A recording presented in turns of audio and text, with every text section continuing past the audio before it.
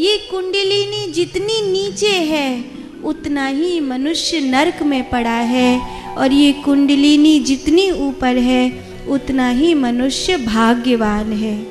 हम सब के प्राण नाभि पर रहते हैं। जिसका प्राण नाभि से नीचे निकल जाता है वो मनुष्य प्रेत योनि पाता है।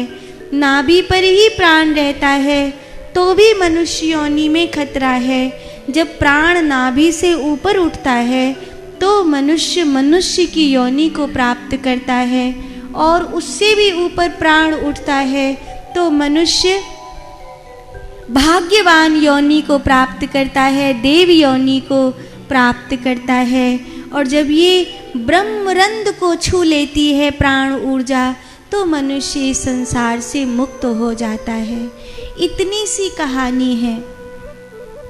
लेकिन जब ये मनुष्य की ऊर्जा मूलाधार में पड़ी होती है तो मनुष्य वासनाओं से घिर जाता है, और वासनाओं से घिरा हुआ मनुष्य जीते जी सूकर कुकर आदि की तरह भोग वासनाओं में गिर जाता है। वासनाओं को अपने शरीर पर, अपने मन पर हावी मत होने दीजिए।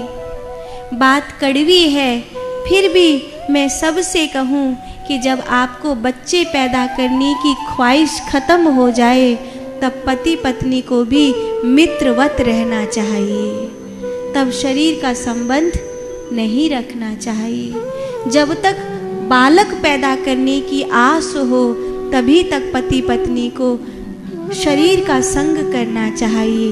जब बालक पैदा करने की आस ना हो, बच्चे बड़े बड़े होने लगे हैं, अब हमें और बालक पैदा नहीं करने हैं, तब पति पत्नी को मित्र की तरह रहना चाहिए। एक दूसरे के शरीर के संगी नहीं, आत्मा के संगी बन जाना चाहिए। और जब पति पत्नी ब्रह्मचर्य से रहकर एक साथ अपना जीवन यापन करते हैं तो उनके बच्चों को बहुत अच्छे संस्कार मिलते हैं। जहाँ वो स्त्री पुरुष सूकर कुकर आदि की तरह एक दूसरे के तलवे चाट रहे हैं तथा शरीर के भोगों को ही सर्वोपरि मान रहे हैं, तो उनकी संतानें भी वही करती हैं और ये ऊर्जा नाभि से नीचे खसक जाती है। हाँ, 2 रोटी तो तुम कैसे भी कमा सकते हो। हम और आपके लिए 2 रोटी कमाना कोई बहुत बड़ी बात नहीं है। चिड़िया भी तो अपने बच्चों के लिए 2 रोटी इकट्ठा कर लेती है। चिड़िया भी दाना इकट्ठा कर लेती है। हमने कर लिया तो कौन सी बड़ी बात करी। एक पशु पक्षी भी अपने बालकों के लिए चारा इकट्ठा कर लेता है।